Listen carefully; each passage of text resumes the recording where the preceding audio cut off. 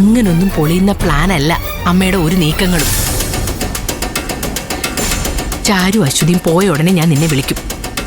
അതിനിടയിൽ പാറുവിനെ രുദ്രന്റെ ആൾക്കാർ ഒന്ന് കൊണ്ടുപോയിക്കോളും. പാറു സ്വയം രക്ഷയ്ക്ക് വേണ്ടിയിട്ട് പ്രിയനെ വിളിക്കും. അവർ രണ്ടുപേരും കൂടി പാറുവിനെ രക്ഷപ്പെടുത്തി കൊണ്ടുപോയിക്കോളും. അതാണ് നമ്മുടെ സമയം. അവര് പോയ ഉടനെ ഞാൻ നിന്നെ വിളിക്കും.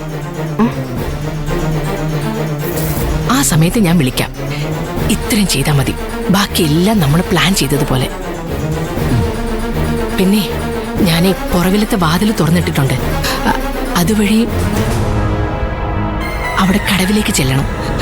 അവിടെ പള്ളിയിൽ അച്ഛൻ്റെ ലോഹ ഇട്ടിട്ട് നിൽക്കുന്ന ആള് ബാബുക്കുട്ടൻ്റെ ആളാ. പിന്നെ ഒരു കാര്യത്തിൽ നീ പ്രത്യേകം ശ്രദ്ധിക്കണം. നീ രക്ഷപ്പെട്ടു എന്ന് ഞാൻ അറിഞ്ഞാലേ ഞാൻ ബാബുക്കുട്ടനെ ചാരുവിനെ കെട്ടാൻ സമ്മതിക്കൂ. പിന്നെ നീ എല്ലാം ശ്രദ്ധിച്ചോണേ. ആ ബാബുക്കുട്ടനെ വിശ്വസിക്കാൻ പറ്റില്ല.